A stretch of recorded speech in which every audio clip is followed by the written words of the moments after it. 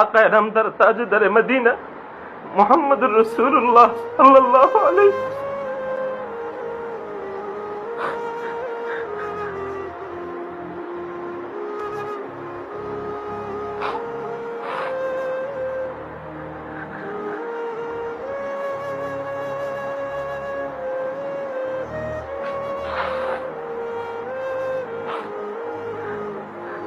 তো হুজুর আকরাম সাল্লাল্লাহু আলাইহি ওয়াসাল্লাম ক্লাস করাচ্ছিলেন।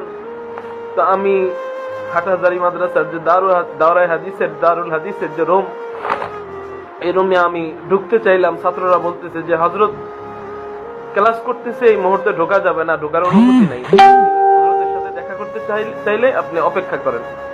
তো আমি অনেক কান্নাকাটি করতেছি যে হযরতের সাথে আমি দেখা করব, হুজুর আকরাম সাল্লাল্লাহু আলাইহি ওয়াসাল্লামকে আমি দেখব, আমাকে যেতে দিন। কিন্তু আমাকে কোনোভাবে ভিতরে যেতে দেওয়া হচ্ছিল না। তো আমি ওখানে দাঁড়িয়ে দাঁড়িয়ে অপেক্ষা করতেছিলাম যে হযরত কখন আসবেন, হযরতের সাথে সাক্ষাৎ করব। তো হযরত ক্লাস শেষ করার পর ক্লাস থেকে বের হয়েছেন, বের হওয়ার অনেক ছাত্ররা হযরতের পিছনে পিছনে আসতেছেন। তো বের হয়ে সাথে সাথে আমার হাত ধরে ফেললেন। এই জিনিসটা আমার শরীরটা মনে নাই যে হযরত আমার হাত ধরে ফেললেন নাকি আমি হযরতের হাত ধরে ফেললাম। তবে যতটুকু মনে পড়ে আমার যে হযরত আমার হাত ধরে ফেললেন। হাত ধরে ফেলার পর আমি হযরতকে সালাম দিলাম। মুআনাকা করার সুযোগ পাই নাই, ওখানে অনেক মানুষ জড়ো ছিল স্বপ্নের ভিতরে।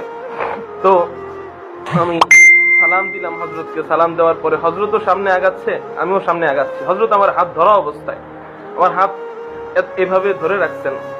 তো হযরতও সামনে আগাচ্ছেন, আমিও সামনে আগাচ্ছি।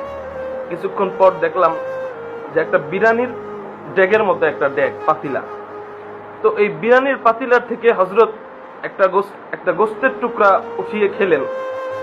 আমাদের আকায়ে নামদার তাজদারে মদিনা সরকারে দো জাহান গোস্ত অর্ধেক খেলেন। খাওয়ার পরে বাকি গোস্তের টুকরা আমার হাতে দিলেন, বললেন এটা তুমি খাও।